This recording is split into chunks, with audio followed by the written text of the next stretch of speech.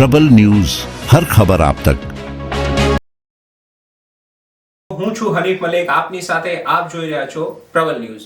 હવે આપણે વાત કરીશું મહત્વના સમાચાર વિશે। સમાચારમાં વાત કરીએ વાવની તો વાવના સપરેડા ગામે ગોચર જમીનમાંથી બાવરની જાળીમાં આગ લાગી હોવાના સમાચાર સામે આવી રહ્યા છે।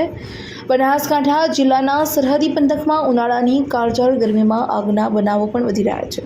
ત્યારે આજ રોજ વાવ તાલુકાના સપરેડા ગામે તળાવ રોડ પર આવેલા સેઠારુ તળાવ પાસે ગોચરની જમીનમાં બાવરની જાળીમાં આગ ભભૂકી ઉઠી હતી।